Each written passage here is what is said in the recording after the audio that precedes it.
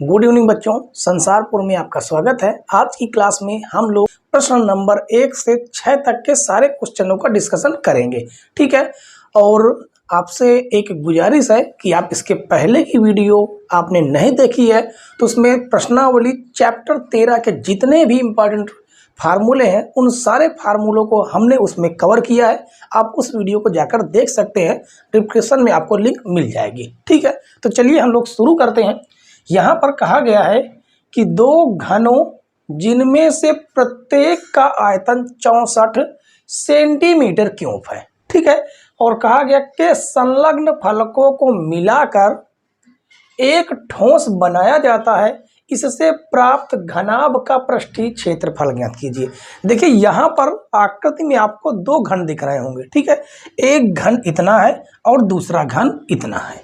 ठीक है, और प्रत्येक का जो आयतन है वो कितना है, 64 सेंटीमीटर क्यूब। प्रत्येक का मतलब है कि एक घनाभ का जो आयतन है वो 64 सेंटीमीटर क्यूब है। ठीक है, यहाँ पर देखिए हमें भुजा तो दी नहीं गई, तो हम इस आयतन से भुजा ज्ञात कर लेंगे। तो चलिए हम लिखेंगे घन का आयतन। घन का आयतन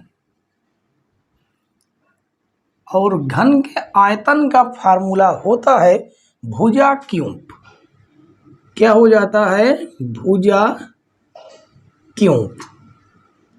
तो देखिए अब यहाँ पर हम मान रखेंगे, तो घन का जो आयतन है वो कितना दिया गया, 64 दिया गया, तो यहाँ पर लिखेंगे 64 बराबर ये हो जाएगा भुजा की पावर क्यूब है।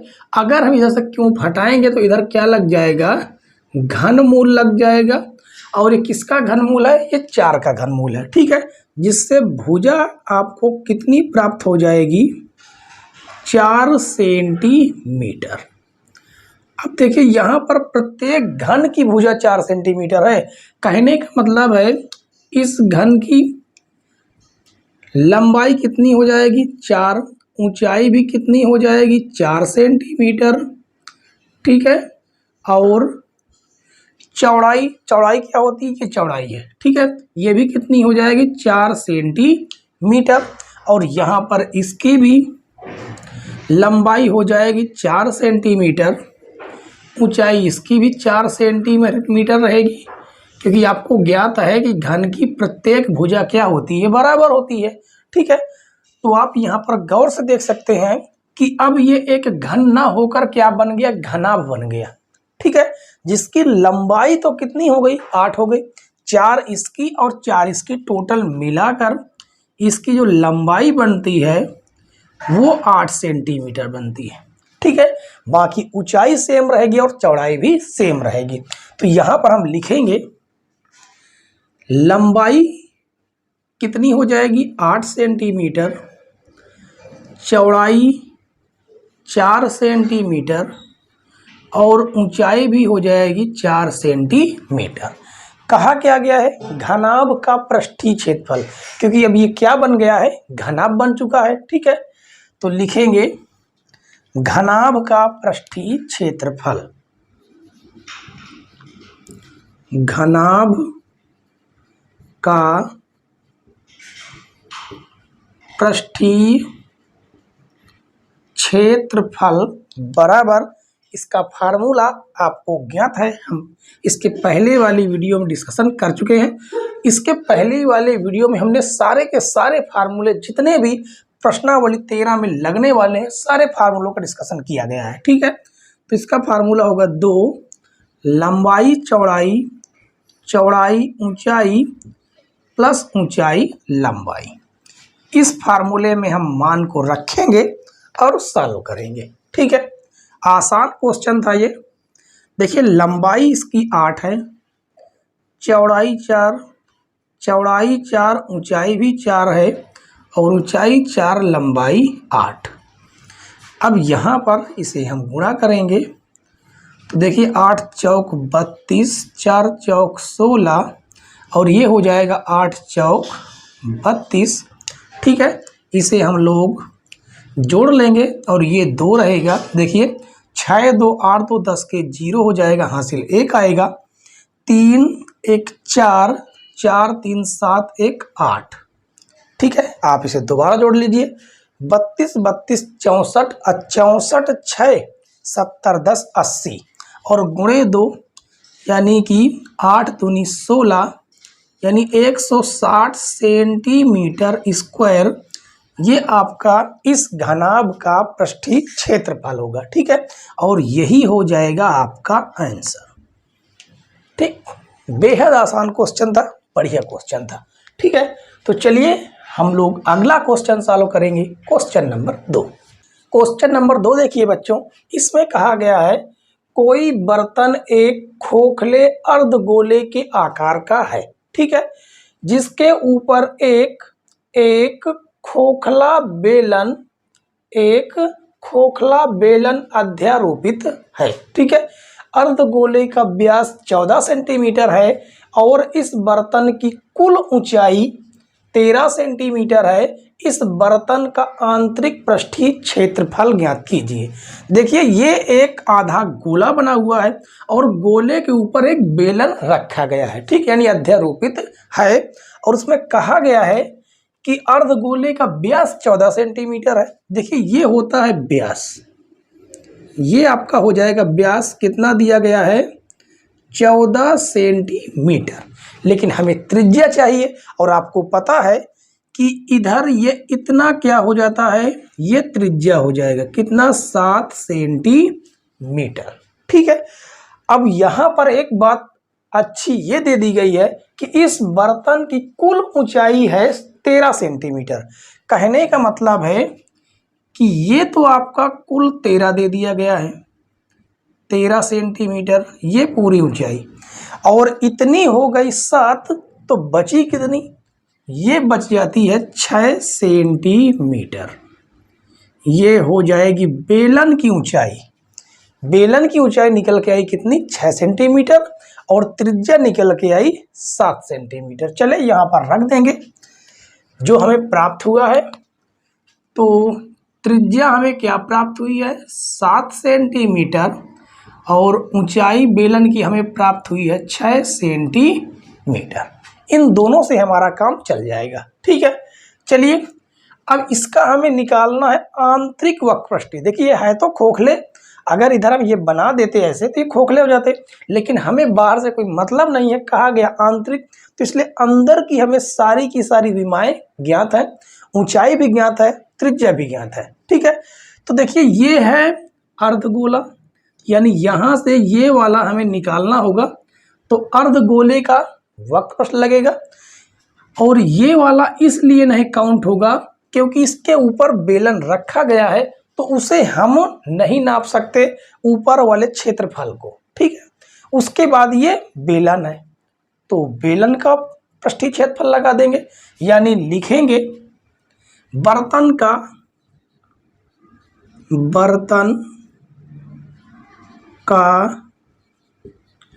आंतरिक पृष्ठीय क्षेत्रफल।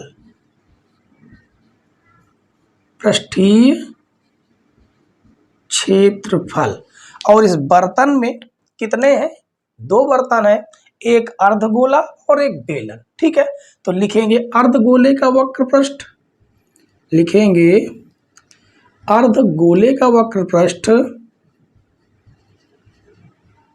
अर्धगोले का वक्र पृष्ठीय क्षेत्रफल शॉर्टकट में लिखेंगे। ठीक है, और प्लस बेलन का वक्र पृष्ठीय क्षेत्रफल, बेलन का वक्र पृष्ठीय क्षेत्रफल। ठीक है, इसका फार्मूला हम लोग रखेंगे। देखिए, अर्धगोले का वक्रपृष्ठ का फार्मूला होता है 2πr² और बेलन का होता है 2πrh। ठीक है, देखिए त्रिज्या सेम है और यहाँ पर जो हमें कॉमन मिलता है उसे हम कॉमन कर लेंगे, तो 2πr कॉमन है, यहाँ पर r बचेगा और यहाँ पर h बच जाएगा। ठीक है, अब मान को हम लोग रख देंगे और सॉल्व कर देंगे। आसान क्वेश्चन था। देखिए 2π का मान हो जाएगा 22/7 आर का मान देखिए दिया गया है 7 और 7 प्लस एच दिया गया है 6। तो 7 से 7 काटेंगे और ये हो जाएगा 22 दूनी 44 और 7 6 13। ठीक है, और इसका गुणा करा देंगे। 13 चौक 52 के 2 हासिल 5, 13 चौक 52 और 52 5 कितना हो जाएगा 57, यानी कि 572 सेंटीमीटर स्क्वायर इस बर्तन का क्षेत्रफल निकल के आएगा और यही आपका आंसर होगा। ठीक है, आसान क्वेश्चन था, आप इसे एक बार और रिवाइज कर लीजिए। देखिए यहाँ पर अर्धगोले का वक्रपृष्ठ प्लस बेलन का वक्रपृष्ठ लगा देना है फार्मूला, दोनों को जोड़ देना है। दोनों को जोड़ने के बाद जो भी कॉमन मिलेगा उसे हम कॉमन करेंगे, मान रखे 7 से 7 काटेंगे और गुणा कराए, आंसर आपको प्राप्त हो जाएगा। ठीक है, चलिए अगला हम लोग क्वेश्चन सॉल्व करेंगे। Question number 3। क्वेश्चन नंबर 3 देखिए बच्चों, इसमें कहा गया है कि एक खिलौना त्रिज्या 3.5 सेंटीमीटर वाले एक शंकु के आकार का है। ठीक है, और कहा गया है जो उसी त्रिज्या वाले एक अर्धगोले पर अध्यारोपित है। कहने का मतलब है कि ये एक अर्धगोला है, उसके ऊपर एक शंकु के आकार का एक क्या रखा गया है, एक खिलौना रखा गया है। ठीक है, और कहा गया है इस खिलौने की संपूर्ण ऊंचाई 15.5 सेंटीमीटर है। तो देखिए इसकी जो ऊंचाई है, ये पूरी की पूरी ऊंचाई ये कितनी दी गई है, 15.5 सेंटीमीटर, ये पूरी ऊंचाई दी गई है। ठीक है, और कहा गया है कि इस खिलौने का संपूर्ण पृष्ठीय क्षेत्रफल ज्ञात कीजिए। तो चलिए हम लोग ज्ञात करेंगे, उसके पहले इसमें जो जो दिया गया है उसे हम लिख लेंगे। देखिए यहाँ पर त्रिज्या दी गई है 3.5 सेंटीमीटर, तो ये हो जाएगी त्रिज्या आधी 3.5 सेंटीमीटर। ठीक है, और आपको पता है त्रिज्या हम वृत्त में या गोले में चाहे जिधर बनाए त्रिज्या सेम बराबर होती है। इसका मतलब ये भी कितनी होगी, 3.5 सेंटीमीटर ये हो जाएगी। ठीक है, और उसके बाद हमें ज्ञात है कि यहाँ से लगाकर यहाँ तक पूरी ऊंचाई 15.5 है। तो यहाँ तक की नीचे की जो ऊंचाई है, नीचे की जो दूरी है 3.5 है, तो ऊपर की जो ये ऊंचाई है, ये वाली ऊंचाई ये कितनी बचेगी। तो 15.5 से हम लोग 3.5 घटा देंगे, आराम से निकल आएगी कितनी, 12 सेंटीमीटर। ये कितनी आ जाएगी, 12 सेंटीमीटर। ठीक है, तो यहाँ पर हम लिख लेंगे, हमें जो जो प्राप्त हुआ है लिखेंगे। ऊंचाई h कितना है, 12 सेंटीमीटर, और उसे के बाद त्रिज्या हमें प्राप्त हुई है 3.5 सेंटीमीटर। ठीक है, और देखिए हमें इस तिर्यक ऊंचाई L की भी आवश्यकता पड़ेगी, तो इसको हमें क्या करना होगा, निकालना पड़ेगा। और हमने इसका आपको फार्मूला पहले भी बता चुके हैं कि इसका फार्मूला क्या होता है। तो तिर्यक ऊंचाई का फार्मूला जो होता है, उसकी सहायता से तिर्यक ऊंचाई, इसकी सहायता से हम लोग क्या निकाल लेंगे, L। और तिर्यक ऊंचाई का जो फार्मूला होता है L स्क्वायर बराबर h square plus r square. ठीक है, चलिए मान को रखेंगे, हमें L ज्ञात करना है। अगर इधर से स्क्वायर हटाएंगे तो इधर क्या लग जाएगा, अंडर रूट लग जाएगा। ठीक है, और उसके बाद L h स्क्वायर, h की वैल्यू कितनी है, 12 का स्क्वायर, 12 का स्क्वायर प्लस r यानी 3.5 का स्क्वायर। ठीक है, तो चलिए इसे हम सॉल्व करेंगे। तो 12 का स्क्वायर तो आ जाएगा 144। अब 35 यानी 3.5 का स्क्वायर हम लोग कैसे निकालते हैं, आप स्क्वायर निकालना भी अच्छे से जान लीजिए। ठीक है, मान लीजिए 35 का हमें स्क्वायर निकालना है, तो अब 5 की स्क्वायर कीजिए 25 आ जाएगा। अब 3 के आगे कौन संख्या आती है? 4 आती है, तो 3 चौक 12, यानी कितना आ जाएगा? 12 25, 12 25 आएगा। और 2 अंक पहले क्या लगा देंगे? दशमलव लगा देंगे, क्योंकि यहाँ पर 35 का नहीं 3.5 का स्क्वायर निकालना था। ठीक है, ये ट्रिक तब लगती है जब आपका इकाई अंक 5 हो। ठीक है, तो चलिए इसे अब हम लोग जोड़ लेंगे। तो आ जाएगा अंडर रूट, देखिए इसको आप लोग कैसे जोड़ेंगे? 144.00 करके जोड़ेंगे 12.25, इसे जोड़ेंगे तो 5 2 6 5 1 कितना आ जाएगा? 15,625, 15,6.25। और आपको ज्ञात होना चाहिए कि किसका वर्गमूल है 15,625? 15,625 किसका वर्गमूल है? आप जल्दी से बताइए कमेंट्स में। तो ये किसका वर्गमूल है? 125 का वर्गमूल। किसका? 125 का वर्गमूल। 2 अंक पहले दशमलव है, दशमलव से बाहर निकालेंगे तो 1 अंक पहले दशमलव लगा देंगे, यानी कि एल का मान कितना निकल गया? 12.5 सेंटीमीटर। ठीक है, अब हम निकालेंगे इसका खिलौने का संपूर्ण पृष्ठीय क्षेत्रफल। तो यहां से हम लोग लाइन खींच देंगे और उसके बाद ज्ञात करेंगे खिलौने का, क्या लिखेंगे? खिलौने का संपूर्ण पृष्ठीय क्षेत्रफल बराबर, देखिए यहां पर 2 बर्तन है, एक शंकु का वक्रपृष्ठ हो जाएगा, एक हो जाएगा किसका? अर्धवृत्त का वक्रपृष्ठ। ठीक है, तो लिखेंगे शंकु का वक्रपृष्ठ, शंकु का वक्रपृष्ठीय क्षेत्रफल प्लस अर्धगोले का वक्रपृष्ठीय क्षेत्रफल, अर्धगोले का वक्रपृष्ठीय क्षेत्रफल। ठीक है, हमने शॉर्टकट में इसे लिखा है। अब यहां पर मान रखेंगे, पहले फार्मूला रखते हैं। शंकु का वक्रपृष्ठ क्या होता है? पाई आर एल प्लस अर्धगोले का वक्रपृष्ठ होता है 2 पाई आर स्क्वायर। ठीक है, इसे छोटा करने के लिए जितना कॉमन मिले उतना हम इसे कॉमन कर लेंगे। ठीक है, तो देखिए यहाँ पर कॉमन क्या मिल रहा है? पाई आर, यहाँ पर भी पाई आर, यहाँ पर भी है, तो पाई आर कॉमन करेंगे, यहाँ पर बचेगा एल और यहाँ पर बच जाएगा 2 और यहाँ पर बच जाएगा 1 आर। ठीक है, और उसके बाद मान को रख देंगे, तो पाई का मान हो जाएगा 22/7, आर का मान देखिए कितना है? 3.5 और एल का मान कितना हो जाएगा? देखिए हमने निकाला है 12.5 प्लस 2 गुणे आर का मान हो जाएगा 3.5। ठीक है, इसे हम लोग काटेंगे, इसको हम लोग काट सकते हैं। 5 एकन्नम 5, 0.57 पन्ना 35।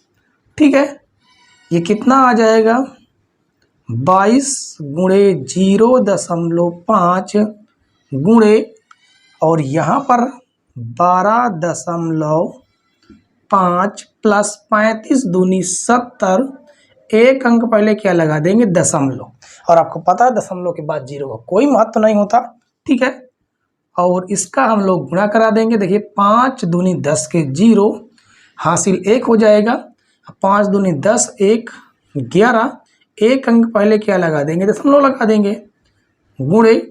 अब देखिए 12.7 कितना हो जाएगा? 19.5। अब इसका हम लोग आराम से गुणा करा सकते हैं। ठीक है, केवल 11 का गुणा आपको 19.5 में करना है, गुणा आप लोग करवा सकते हैं। तो आ जाएगा 214.5 सेंटीमीटर स्क्वायर। ये हो जाएगा आपका आंसर। ठीक है, आसान क्वेश्चन था। इसमें केवल आपको करना क्या था, हमें तिर्यक ऊंचाई निकाल लेनी थी, शंकु का वक्रपृष्ठ और अर्धगोले का वक्रपृष्ठ का फार्मूला लगाकर दोनों को जोड़ देना था। सॉल्व करेंगे तो आपका आंसर आराम से आ जाएगा। ठीक है, तो चलिए अगला क्वेश्चन हम लोग देखेंगे, क्वेश्चन नंबर 4। क्वेश्चन नंबर 4 देखिए बच्चों, इसमें कहा गया है कि भुजा 7 सेंटीमीटर वाले एक घनाकार ब्लॉक के ऊपर एक अर्धगोला रखा हुआ है। ठीक है, अर्धगोले का अधिकतम व्यास क्या हो सकता है, इस प्रकार बने ठोस का पृष्ठीय क्षेत्रफल ज्ञात कीजिए। देखिए यहाँ पर एक घन बना हुआ है। ठीक है, ये घन बना है और घन के ऊपर ये एक आधा गोला रखा गया है। ठीक है, देखिए इसका अधिकतम व्यास क्या हो सकता है, जितनी घन की भुजा होगी उतना ही उसका अधिकतम व्यास हो सकता है। ठीक है, तो कहने का मतलब है घन की भुजा कितनी है, 7 सेंटीमीटर। तो लिखेंगे, क्या लिखेंगे, अर्धगोले का अधिकतम व्यास, अर्धगोले का अधिकतम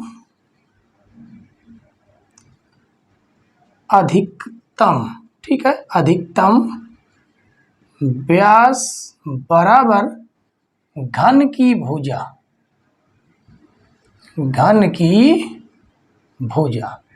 और घन की भुजा दी कितनी गई है, 7 सेंटीमीटर। 7 सेंटीमीटर। ठीक है, ये जो भुजा है, ये घन की ये सभी भुजाएं क्या हो जाती हैं, आपस में बराबर हो जाती हैं। ठीक है, ये सभी क्या हो जाएंगी, 7 सेंटीमीटर हो जाएंगी। ये ऊंचाई भी 7 सेंटीमीटर होगी, क्योंकि घन की प्रत्येक भुजा 7 सेंटीमीटर होती है। ठीक है, और ये भी हो जाएगा 7 सेंटीमीटर, ये अर्धगोले का व्यास। तो देखिए यहां से हमें दो जानकारी मिली। जानकारी क्या मिली, एक हमें मिलती है घन की भुजा वो कितनी है, 7 सेंटीमीटर, और एक हमें मिलता है व्यास, लेकिन हमें व्यास नहीं चाहिए, हमें चाहिए त्रिज्या। तो जो त्रिज्या होती है वो होती है व्यास का आधा, यानी 7/2 सेंटीमीटर। ठीक है, कहा क्या गया है, इस प्रकार बने ठोस का पृष्ठीय क्षेत्रफल ज्ञात कीजिए। तो देखिए घन का पृष्ठीय क्षेत्रफल आपको पता है क्या होता है, 6 गुणे भुजा स्क्वायर। तो घन के पृष्ठीय क्षेत्रफल में हम लोग अर्धगोले का पृष्ठीय क्षेत्रफल को जोड़ देंगे। जोड़ने के बाद आपको क्या करना है, आप जैसे ही इस अर्धगोले को यहाँ पर रखेंगे, इसकी वजह से इस वाले एरिया का क्षेत्रफल आप लोग नहीं निकाल सकते, क्योंकि ये मान लीजिए कटोरा है, कटोरे को आप रखेंगे तो कटोरे के नीचे वाला जो वृत्त है उसका एरिया आप लोग नहीं निकाल पाएंगे। ठीक है, तो उसको हमें क्या करना होगा, माइनस करना होगा। तो चलिए यहाँ पर लिखेंगे ठोस का पृष्ठीय क्षेत्रफल, ठोस का पृष्ठीय क्षेत्रफल, बराबर। अब देखिए लिखेंगे घन का पृष्ठीय क्षेत्रफल, क्या लिखेंगे, घन का पृष्ठीय क्षेत्रफल प्लस अर्धगोले का पृष्ठीय क्षेत्रफल, अर्धगोले का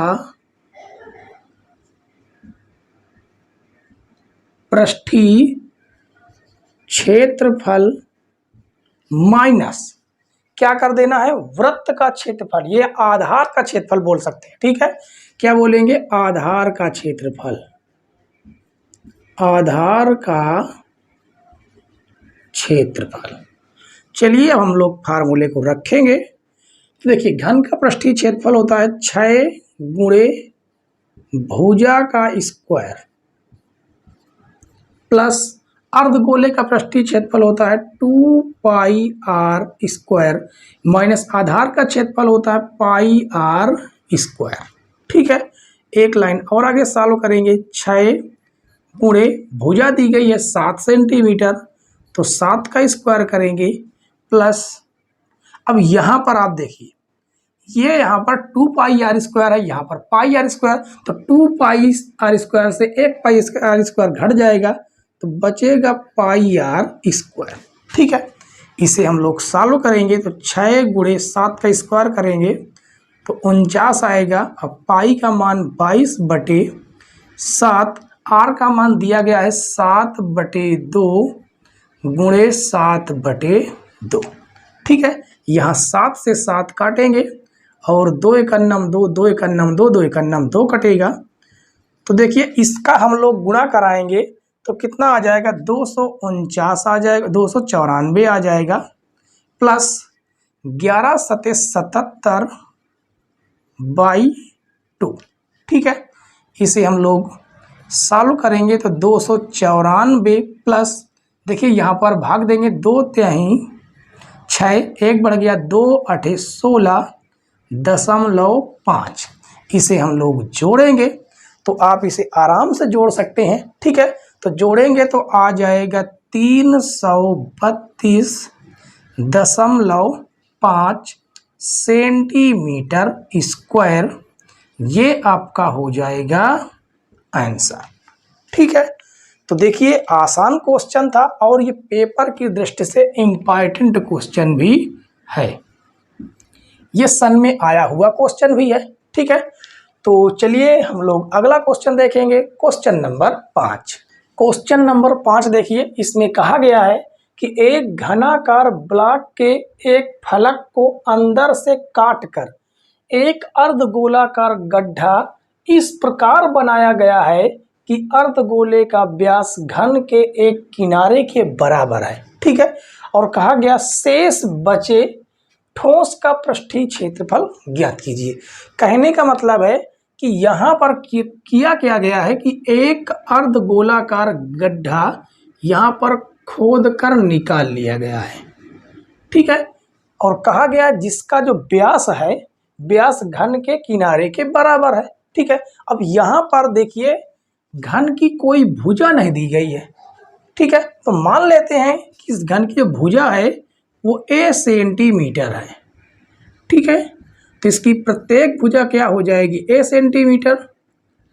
यहाँ पर आपको दिख तो रहा है एक वर्ग आकार का, लेकिन मान लेते हैं कि एक घन है। ठीक है, तो इसकी ये वाली जो भुजा है ये भी क्या रहेगी, a सेंटीमीटर। ठीक है, तो कहने का मतलब है जो अर्धगोला है उसका व्यास a है, लेकिन त्रिज्या क्या हो जाएगी, a/2 हो जाएगी। ठीक है, तो यहाँ पर लिखेंगे अर्धगोले की त्रिज्या, अर्धगोले की त्रिज्या यानी r बराबर क्या हो जाएगा, a/2।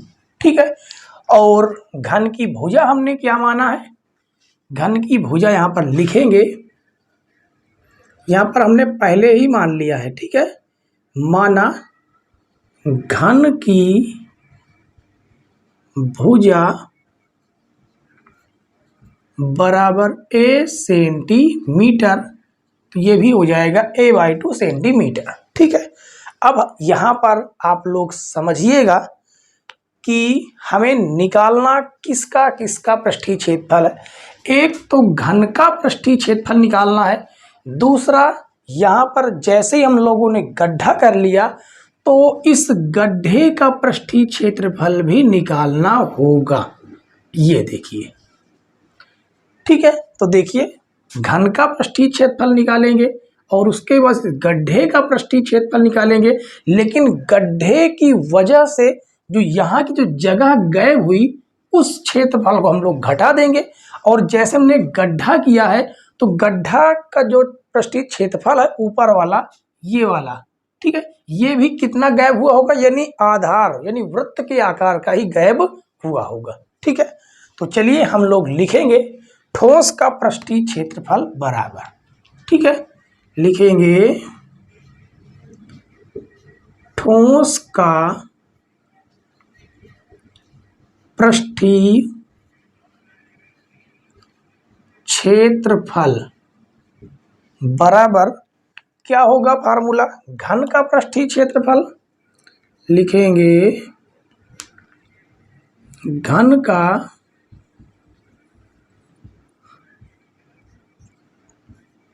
पृष्ठीय क्षेत्रफल प्लस अर्धगोले का पृष्ठीय क्षेत्रफल, अर्धगोले का पृष्ठीय क्षेत्रफल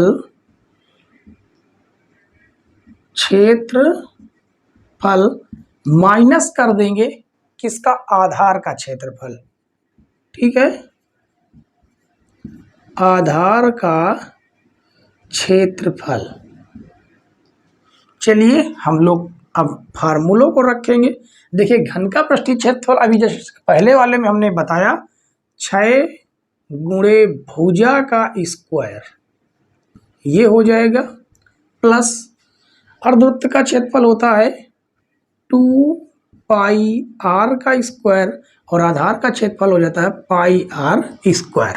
ठीक है, चलिए मान रखेंगे 6 गुणे भुजा क्या है, भुजा ए है तो ए का स्क्वायर, यहाँ पर देखिए 2 पाई आर स्क्वायर से पाई आर स्क्वायर घटाएंगे तो बचेगा पाई आर स्क्वायर।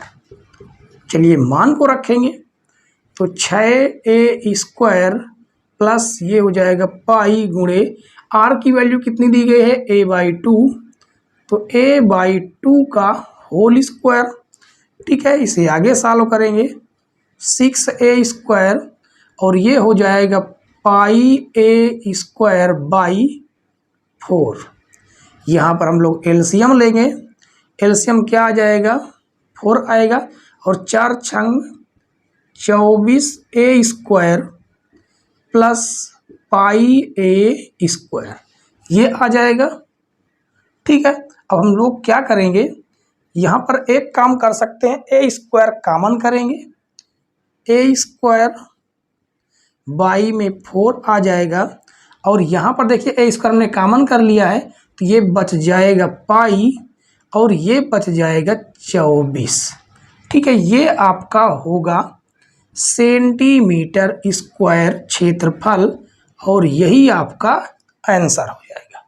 ठीक है, तो आशा करते हैं कि ये क्वेश्चन आपको समझ में आ गया होगा। अब अगला और लास्ट क्वेश्चन सॉल्व करेंगे, क्वेश्चन नंबर 6।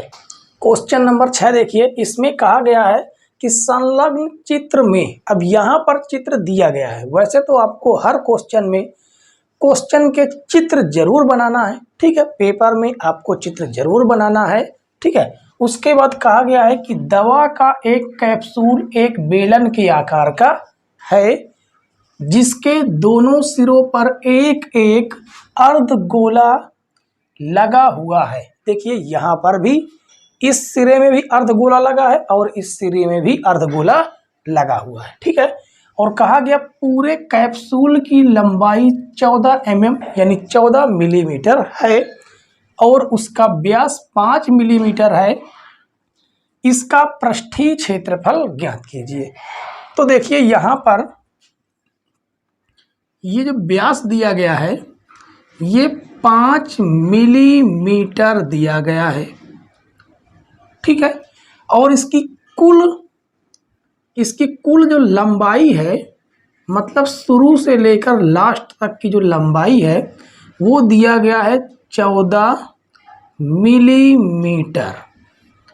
ठीक है, ये पूरा दे दिया गया है 14 मिलीमीटर। ठीक है, अब देखिए यहाँ पर आपको अगर व्यास 5 दिया गया है, ये भी कितना है 5 है, तो त्रिज्या कितनी हो जाएगी 5/2, यानी कि हमें जो त्रिज्या प्राप्त होगी वो प्राप्त हो जाएगी 5/2 यानी कि 2.5 मिलीमीटर।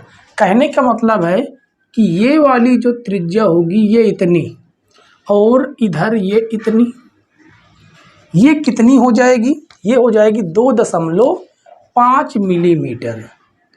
2.5 मिलीमीटर और ये भी हो जाएगा 2.5 मिलीमीटर। तो बचा हुआ ये जो अंदर की जो बेलनाकार भाग है, इसकी ऊंचाई या लंबाई कितनी हो जाएगी? आपको पता है कुल कितनी है? 14। 14 में से किसमें से? 14 मिलीमीटर से 2.5 ये और 2.5 ये, यानी कि 2.5 ये हटाएंगे और 2.5 ये घटाएंगे, यानी कि 14 में से 5 घटाएंगे तो कितना प्राप्त होगा? 9। यानी यहाँ पर हमें मिलने वाला है 9 मिलीमीटर। ठीक है, तो हमें यहाँ से जो जो प्राप्त हुआ है उसे हम यहाँ पर लिख लेंगे। आर हमें प्राप्त हुआ 2.5 यानी त्रिज्या, और बेलनाकार भाग की ऊंचाई कह सकते हैं या लंबाई कह सकते हैं, वो हमें प्राप्त हुआ है 9 मिलीमीटर। ठीक है, अब लिखेंगे कैप्सूल का पृष्ठीय क्षेत्रफल। कैप्सूल का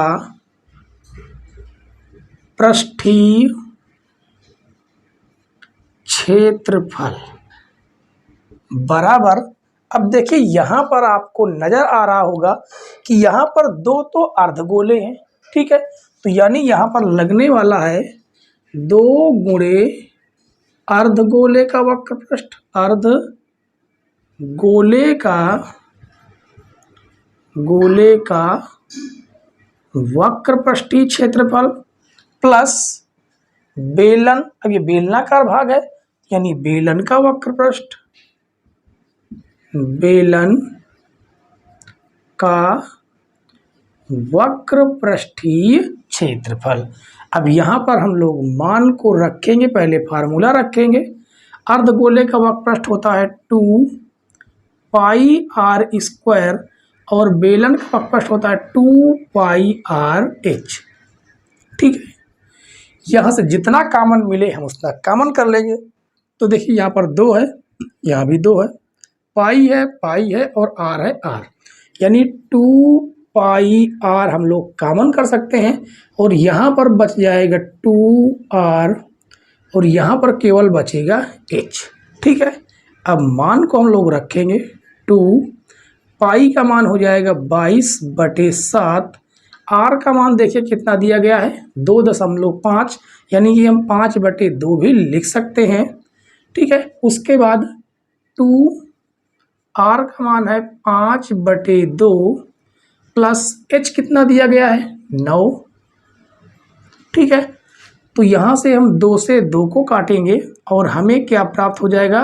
2 पंचे 10 के 0, 2 पंचे 10, 1 11 बटे में 7 गुणे 2 से 2 कट जाएगा और यहाँ पर बचा हुआ है 5 और 9 कितना हो जाएगा? 14। तो इसे भी हम लोग काटेंगे, 7 × 9 7, 7 दूनी 14, गुणा करा लेंगे 110 का 202 में तो आ जाएगा 220 मिलीमीटर स्क्वायर। ये हो जाएगा कैप्सूल का वक्रपृष्ठीय क्षेत्रफल। ठीक है, देखिए हमने आज के क्वेश्चन कितनी आसानी से और कितनी सरलता पूर्वक आपको सॉल्व करवाया। ठीक है, और अगर हमारी वीडियो आपको पसंद आई हो तो प्लीज़ वीडियो को ज़रूर लाइक कर दें। ठीक है, और वीडियो को शेयर करें अपने यार दोस्तों के साथ, जिससे आपके दोस्तों की भी तैयारी प्रॉपर वे से चलती रहे। ठीक है, और जानकारी ये है आपको कि दिसंबर से आपकी नई इम्पॉर्टेंट क्लास चालू होने वाली है, जिसमें आपको मिलने वाला है फुल रिवीजन, प्रीवियस क्वेश्चन और इम्पॉर्टेंट क्वेश्चन। ठीक है बच्चों, तो चलिए आज के लिए इतना ही, फिर मिलते हैं अगली क्लास में। वीडियो देखने के लिए धन्यवाद बच्चों, जय हिंद।